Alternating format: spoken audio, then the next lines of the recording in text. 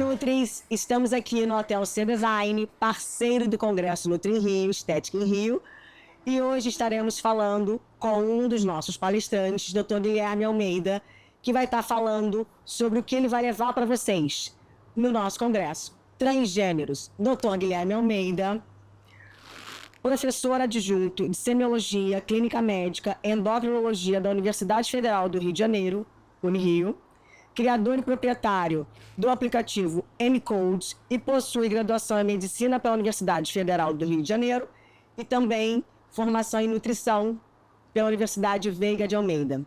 Dr. Guilherme, muito obrigada. Seja bem-vindo ao nosso congresso e vou deixar o senhor falar um pouquinho sobre o que os nossos congressistas irão aprender na sua palestra. Bom, prazer estar aqui com você, Ingrid. A gente vai levar para o Nutri Rio o tema Estratégias Nutricionais em Transgêneros. O tema transgênero é um tema em alta hoje para qualquer profissional de saúde. E nós sabemos que a nutrição carece de guidelines, diretrizes voltadas às estratégias nutricionais para essa população transgênera. Acredito eu que o Brasil tem totais condições de ser pioneiro no desenvolvimento dessas diretrizes e esses guidelines. A nutrição brasileira, que já foi pioneira em tantos temas, né, não vai deixar a desejar e com certeza vai ser pioneira nesse tema tão importante, que carece de publicações científicas. Vou trazer para vocês um pouquinho aí do que nós temos de evidência científica e também trazer um pouco da minha experiência no assunto. Quando a gente fala de transgêneros, a gente tem que entender um pouquinho o que é o cis, até para quando esse paciente chegar no nosso consultório, a gente tem um entendimento de fala com ele. Fala um pouquinho para os nossos nutris qual é essa diferença, para que eles entendam o que ele vai estar recebendo e a forma de receber, enfim, todo o processo. Bom, tenho certeza absoluta que nós vamos começar a nossa palestra com embasamento técnico para todos os nutricionistas que vão estar lá nos acompanhando. Essa questão da nomenclatura é uma questão que confunde muito as pessoas, né? Primeiro a gente tem que ter um entendimento sobre o que é o sexo designado, quer dizer, o sexo de nascimento. Pode nascer menino, pode nascer menina. E o que é gênero? Gênero é uma questão de identificação com o estereótipo masculino ou feminino. Ou seja, uma pessoa pode ter um sexo designado masculino, nascer um homem, e ter uma identificação com o gênero feminino. Quando existe o sexo de nascimento diferente do gênero de identificação, nós chamamos isso de trans. Então, o homem trans é aquele que nasceu com sexo designado ao nascimento mulher e se identifica com o gênero masculino. Existe uma incompatibilidade do sexo de nascimento e com a identificação do gênero. O cis é quando há uma compatibilidade entre esse sexo designado ao nascer e o gênero identificado. Por exemplo, nasceu um menino e se identifica com o masculino. Esse é o cis. Existem os não binários, né? Os não binários é que tem o seu gênero não identificado nem com o estereótipo masculino e nem feminino. Então daí nasceram os termos cis, que é uma compatibilidade entre o sexo designado ao nascimento e o gênero, o trans, que é uma incompatibilidade com o sexo designado de nascimento e o gênero, e o não binário, que não se identifica nem com o gênero masculino nem feminino. Existem aí dos híbridos, né? Pessoas que ciclam, períodos se identificam com o gênero feminino, períodos se identificam com o gênero masculino. E no consultório, qual é a faixa etária que chega hoje, que é novo, né? Então, no Brasil é novo, a gente sabe que isso fora já acontece com crianças, mas no consultório, hoje, qual é a faixa etária de pacientes que chegam para você? Chegam pacientes de todas as idades, inclusive crianças, né? Na criança existe uma peculiaridade que nós não podemos fazer a terapia hormonal, né? A terapia hormonal ela só pode ser iniciada a partir dos 16 anos. É um tema um pouco controverso, né? Mas o que a gente faz é o bloqueio da puberdade. Ela não vai desenvolver características sexuais nem masculinas nem femininas durante a puberdade. E aos 16 anos a gente inicia a transição hormonal. Chegam adultos também, né? Adultos jovens e adultos para a realização dessa transição hormonal. E chegam idosos também. Meu paciente com idade mais avançada iniciou sua transição hormonal aos 73 anos. Nossa! Na verdade, ele já estava na andropausa. Ou ele já estava... É uma mulher trans. O sexo de nascimento foi homem, né? E ele se identifica com o gênero feminino. E ele me contou, a gente tem contato com essas histórias, né? A gente conversa bastante com os pacientes. Me contou toda a história de vida que ele foi para as Forças Armadas, se casou, teve filhos, e os filhos dele foram criados. A mulher dele faleceu, mas ele sempre foi uma mulher trans incubada, né? Sim. E teve que viver uma vida que não era a vida dela. E quando chegou aos 73 anos, ela disse que finalmente poderia realizar o desejo de realizar a terapia hormonal, ou não, né? Dependendo do caso, fazer as cirurgias corretivas necessárias, poder se vestir como desejava. Então, assim, nós temos outliers, né? Pessoas fora da curva, como no caso dessa mulher trans de 73 anos. E a grande maioria que chega, ou ela já chega encaminhada por algum outro médico, ou profissional, ou outro colega, ou chega um paciente, olha, eu descobri que o senhor trabalha com essa clínica e eu venho aqui para entender melhor como é esse processo. Hoje a gente sabe que com o avanço da comunicação, das redes sociais, dos grupos, né? Existem grupos de familiares e grupos de pessoas trans, né? E outros pacientes acabam recomendando o nosso trabalho para essa população. E eles chegam com o mesmo discurso, que tem muito receio, muito medo, e alguns com experiência de serem maltratados e discriminados dentro de consultórios de profissionais de saúde. Então eles tentam se referenciar bem antes de procurar um profissional, né? Saber que vão ser tratados adequadamente. Então esses grupos de WhatsApp, eles indicam muito o nosso trabalho. As redes sociais, né? O próprio Google, né? A pessoa busca por profissionais da área bem referenciados no Google. Outros vêm encaminhados de psiquiatras, psicólogos, encaminhados por cirurgiões plásticos, né? Às vezes eles procuram direto o cirurgião plástico para poder já iniciar fazendo uma cirurgia, e o cirurgião plástico diz, não, primeiro você tem que passar pelo endocrinologista, né? E outros, infelizmente, já chegam até nós com autotratamento, né? Pessoas que às vezes não receberam apoio nem do sistema de saúde, nem apoio de estrutura familiar, e às vezes iniciam um autotratamento e buscam a gente anos depois.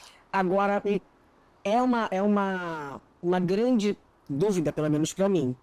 Quando a gente fala da reposição hormonal para a mulher, para o homem, quais os hormônios e qual o período cíclico que a gente utiliza de cada hormônio e a avaliação bioquímica para que esse paciente permaneça fazendo a transição sem que você tenha que desmamar algum hormônio e andar para trás durante o processo. Então, assim, primeiro é a mulher trans, né? A mulher trans, ela precisa basicamente de uma reposição estrogênica e de uma terapia de bloqueio da testosterona, né? Existe ainda polêmicas se há necessidade de incluir progesterona no processo, mas o básico é esse: reposição estrogênica, bloqueio da testosterona. Para os homens trans, é basicamente reposição de testosterona, tá? O controle bioquímico a gente realiza em média a cada 6 meses e a gente tem que ter algumas preocupações. Principalmente nas mulheres trans, você tem alterações metabólicas, principalmente ocasionadas pelas mudanças corporais. A mulher trans, ela ganha muita gordura corporal, né? A mulher, naturalmente, já tem uma quantidade de gordura maior percentualmente do que o homem.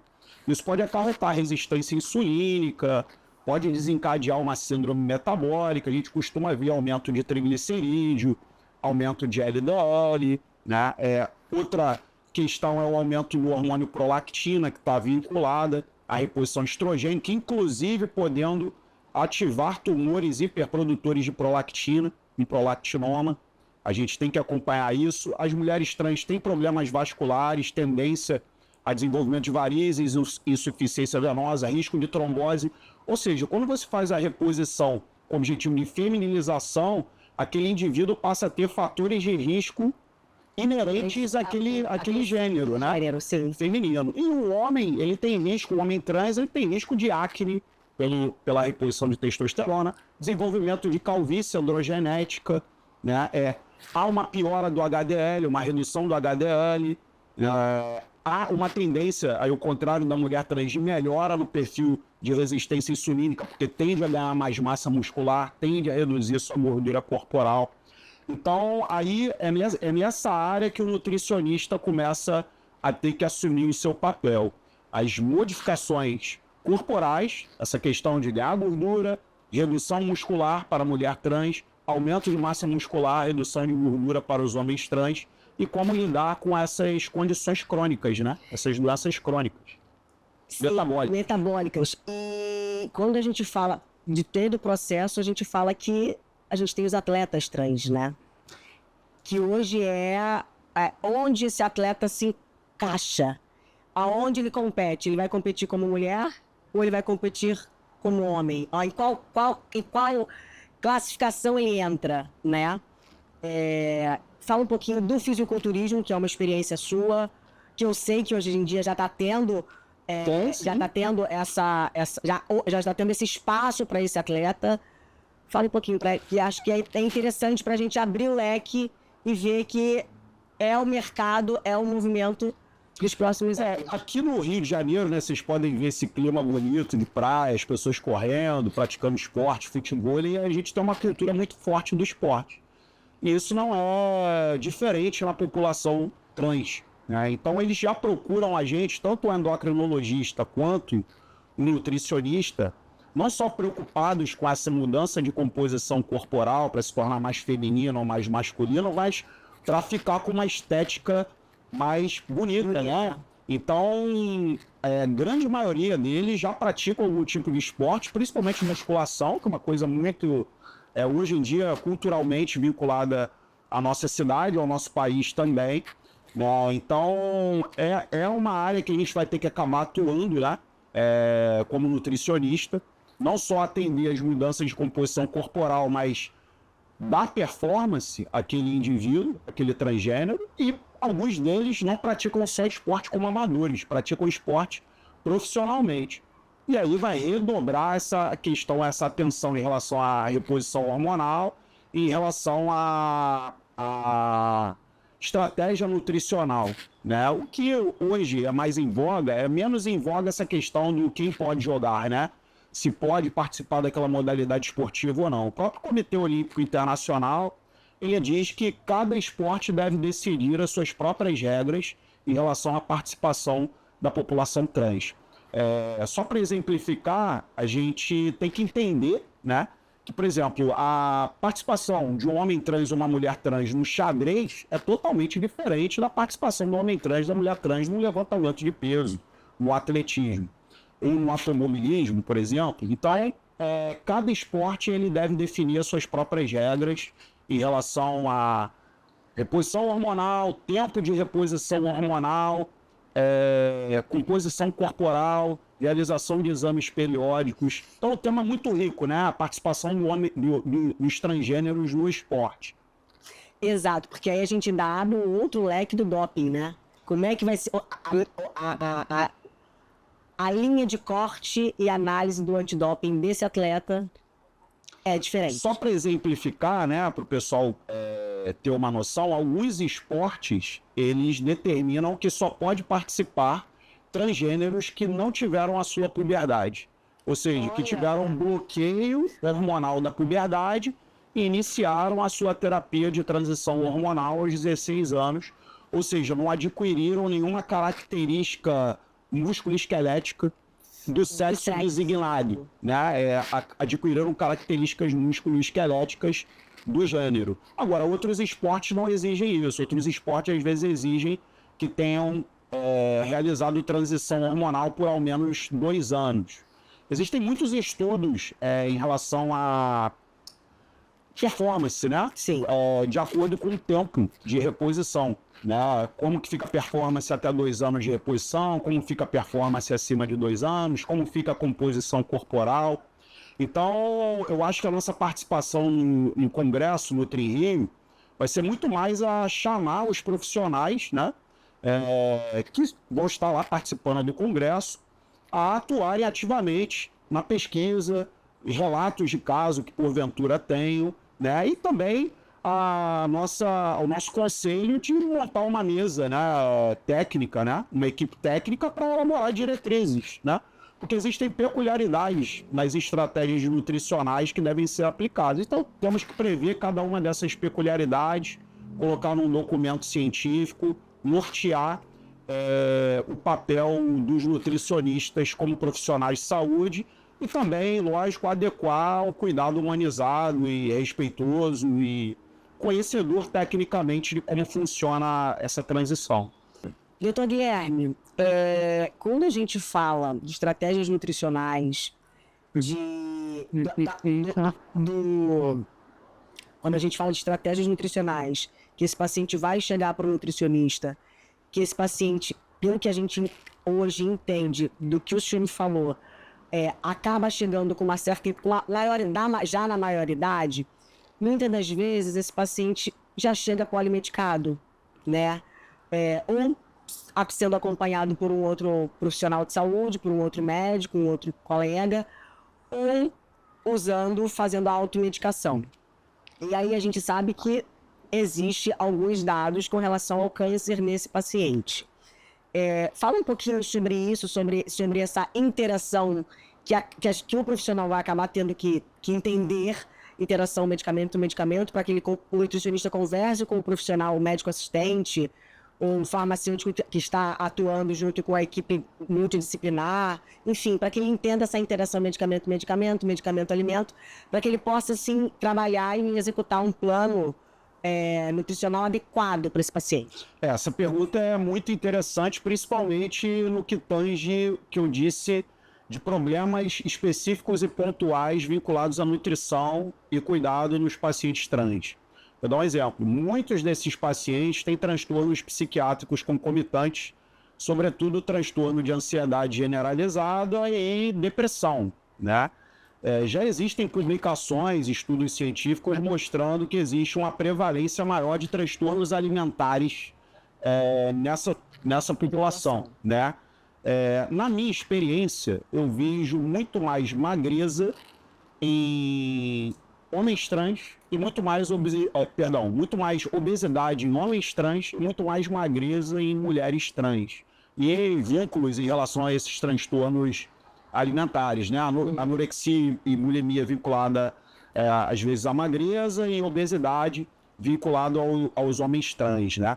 Então isso é um ponto de atuação do nutricionista, com estratégias nutricionais. Segunda questão é que muitos desses pacientes, quando melhoram a sua composição corporal, estou tirando o núcleo dos transtornos alimentares, mas quando eles melhoram a composição corporal, tornam a sua composição corporal mais alinhada, né, com o feminino para as mulheres trans e muito mais alinhadas com o masculino para os homens trans, eles tendem a melhorar os transtornos de ansiedade e a depressão. Então, não é que o nutricionista vá tratar ansiedade e depressão, mas a abordagem nutricional vinculada à melhora da composição corporal nessa população tende a melhorar os transtornos psiquiátricos envolvidos, porque diminui o que a gente chama de disforia, diminui o sofrimento com alguma característica física daquela pessoa. Então, veja a importância, né, da atuação do nutricionista nessas pessoas. Outras questões vinculadas ao tratamento de doenças crônicas que, porventura, essas pessoas possam desenvolver pela transição hormonal, como eu já falei, resistência insulínica nas mulheres trans, né?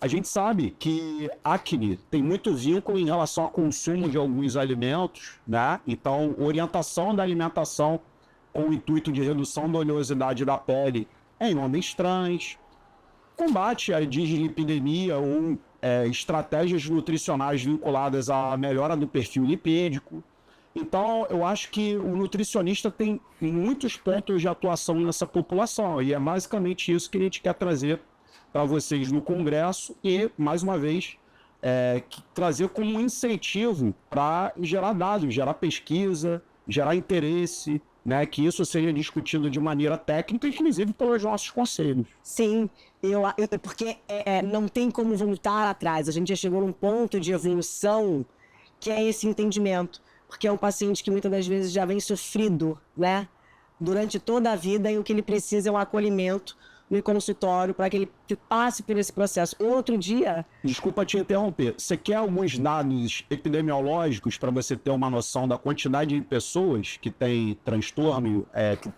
que são transgêneros? Estima-se que no Brasil, 0,5% até 3% da população tem ou é não binário ou é transgênero. 0,5% a 3%. Isso é muita coisa. Isso é muita gente. Lógico que esses dados certamente não são completamente precisos, mas são os dados que nós temos disponíveis. Parece contraintuitivo, mas nós temos 3 vezes mais homens trans do que mulheres trans. A maioria das pessoas acha que a maioria são mulheres trans, mas não. Em torno de 3 vezes mais homens trans do que mulheres trans. Então, assim, não é pouca gente, né? E certamente os profissionais que vão estar junto com a gente lá no Congresso já terão atendidos, ou conhecem, ou tem amigo, ou tem parente, sabem de alguém que é transgênero e precisa desses cuidados. Exato. E o que eu ia falar era que eu comecei a falar era que eu outro dia estava na praia, aqui, Rio de Janeiro, e tinha um homem trans que mastectomizou. E eu falei, gente, mas esse cirurgião, ele estava provavelmente recém, porque eu não sei quais são as técnicas, né? Porque também é uma coisa que a gente também, que é tão novo. Eu falei, eu acho que aí ficou sentado, também sentados de um grupo, e a gente falou, não, aí me chamaram, Ingrid, eu falei, é um homem trans. E foi uma cirurgia, tirou tudo, e tava ali com, gente, mas ele tava tão bem, sentado na praia, conversando com um grupo de amigos. E essa é a realidade, a gente vai ter muitos desses pacientes, a gente precisa entender para poder dar um resultado de excelência nesse processo de transição com saúde, longevidade e bem-estar. Acho que é isso, doutor Guilherme. Acho que eu já estou contando os minutos para estar na sua aula, estarei lá sentada na primeira cadeira para entender melhor sobre isso, de forma mais profunda, sobre todo esse processo que a gente vai receber no consultório. Agradeço mais uma vez de estar aqui conosco e nos vemos no Nutri-Rio. Bom, foi um prazer estar aqui com vocês. Espero que tenha ficado um gostinho de quero mais aí. Nos vemos no Nutri-Rio.